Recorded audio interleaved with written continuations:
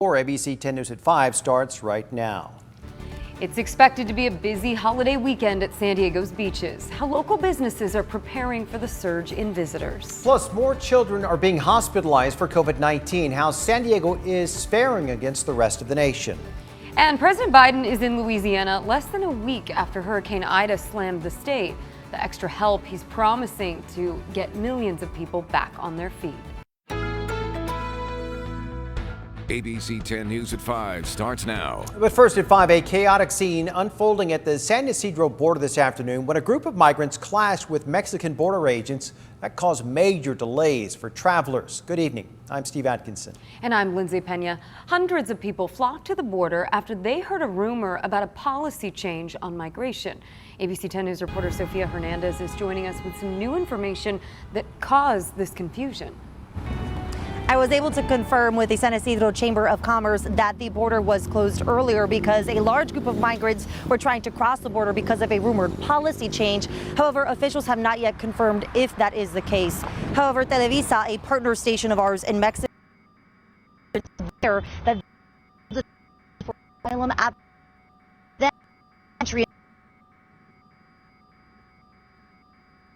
scene, people were 5 hours just across, but all of them that the migrants seem to be from Central America. One woman says it was unlike anything she has ever experienced.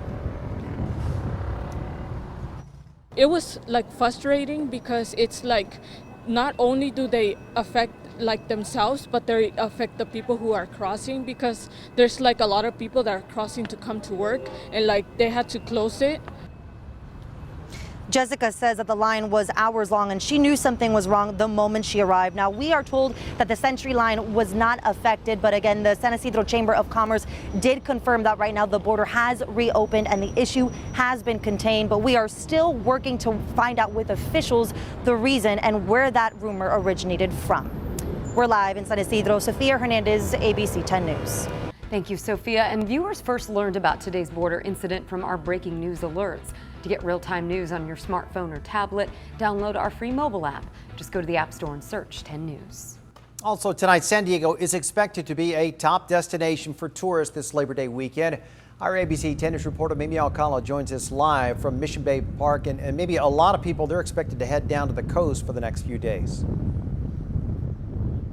Oh yeah, Steve, and we were at Mission Beach earlier today, this afternoon. It was getting a little busy, but not too overcrowded just yet. We're at Mission Bay now. You can see some people are starting to trickle in. Still not that busy yet, but over the weekend, it's expected to get a little more packed than this.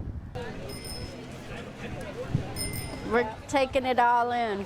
Yeah, taking it all in. Love this. This is so nice and relaxing. San Diego remains a top destination for holiday travel. Mission Beach already a little busy Friday afternoon as more people are expected to arrive throughout Labor Day weekend. Sharon Tooley and Don Beitendijk are visiting from Michigan. Beautiful. Love the boardwalk and everything. Drinks and people watching. Yeah. Any holiday here is going to be really packed. Labor Day is one of the big ones that we do have here at Belmont Park, and including all the restaurants like Draft, Cannonball, Beach House. Maddie Sinclair with Belmont Park says Cannonball Sushi at Mission Beach is expecting a 38% increase in customers over the weekend. Even at Draft, too, they're expecting higher numbers as well.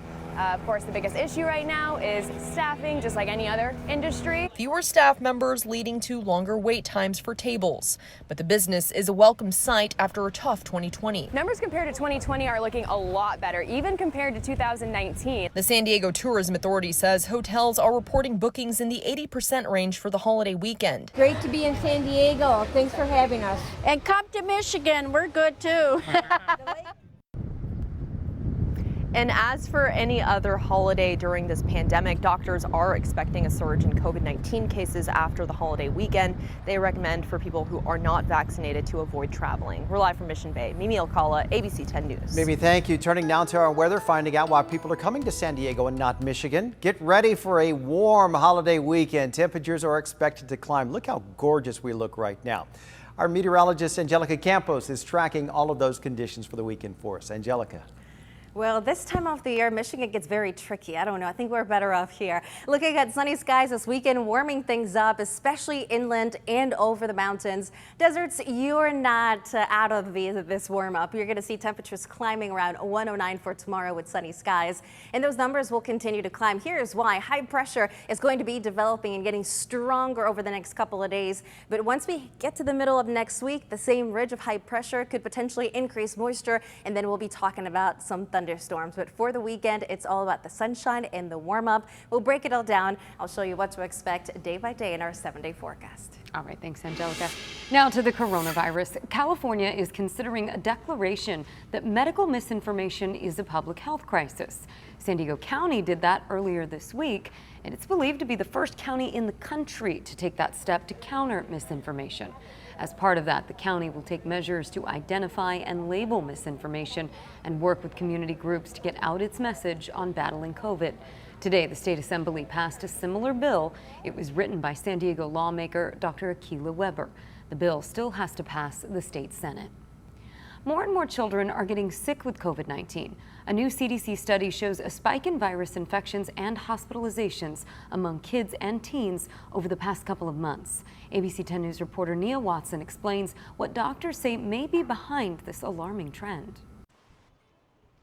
A new growing concern about COVID-19 infections and hospitalizations among children. More children have been getting hospitalized overall from COVID. A CDC report out today shows an increase in COVID infections and ER visits from June to August, while data from the American Academy of Pediatrics says close to 204,000 COVID cases reported last week were children. That's 5 times higher than the number of children infections at the end of July. Dr. Abby Olulade with Sharp Healthcare says a lot of it has to do with the highly contagious Delta variant. There's no evidence at this point that it's causing more severe disease in children, but the problem with that is you could still see long-term symptoms. This is still harmful to children. The CDC's study also found case and hospitalization rates lower among children and teens in communities with high vaccination rates. Rady Children's Hospital here in San Diego County says as of today, 5 children who are hospitalized have the virus. And almost 69% of the county's population is fully vaccinated.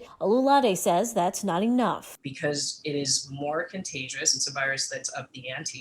And so that threshold for quote unquote herd immunity may have changed. On the positive end, she says vaccines prove to be just as effective in preventing severe illness in teens as with adults. But with children under 12 years old still unable to get vaccinated, healthcare leaders urge anyone eligible to get the shot and help protect those who aren't. Nia Watson, ABC 10 News.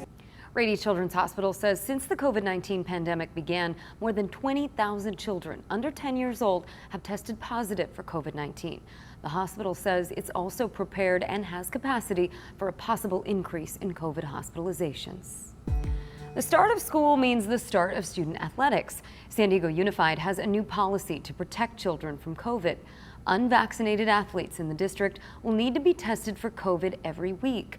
Vaccinated athletes can skip the test unless they're in a sport that's unmasked and indoors.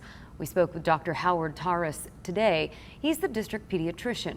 He says being vaccinated and outdoors are the 2 most powerful tools available for fighting the virus. He also says this year, the best team may be determined by more than just coaching and talent. I think this season is going to be the most vaccinated teams are going to win because they will be less likely to miss training, practices, games, etc. COVID testing will be available to all students and staff on every high school campus in the district at least once a week. A member of the Valhalla High School staff has been put on leave. This after an investigation begins into his role in breaking up a fight earlier this week.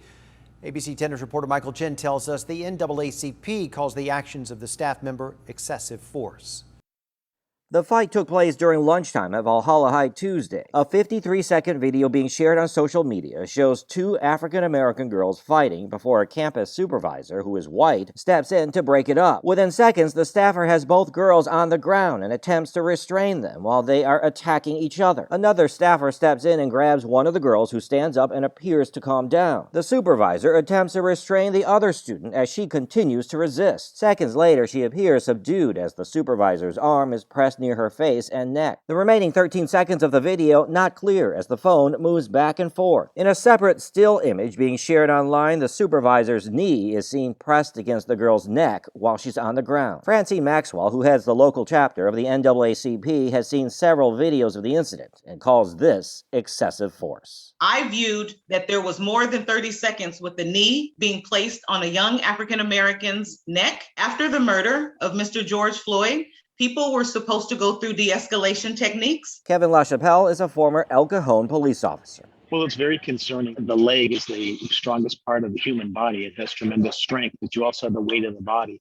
And to have that pressure on the neck can cause some serious issues. It's unclear if the student suffered any injuries. In a video statement, the Grossmont Union superintendent promised an investigation and transparency. We'll be as open as we possibly can about the situation. Michael Chen, ABC 10 News. The campus supervisor has been placed on paid leave. The NAACP wants him fired. According to school district policy, employees are prohibited from using any restraints that impair a student's breathing. And the search continues tonight for 5 missing sailors in that helicopter crash off our coast. That helicopter was on a routine flight operation with the Abraham Lincoln before it fell into the sea on Tuesday. 6 other sailors were injured. The Navy is now investigating what caused that crash.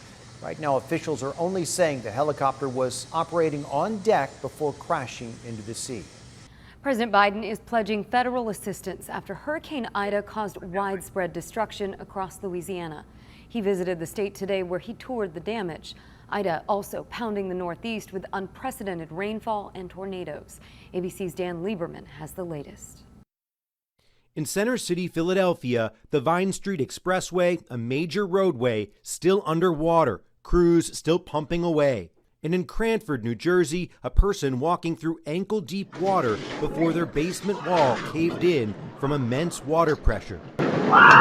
In New York City, 11 out of 13 residents who lost their lives lived in basement apartments, unable to escape the high waters.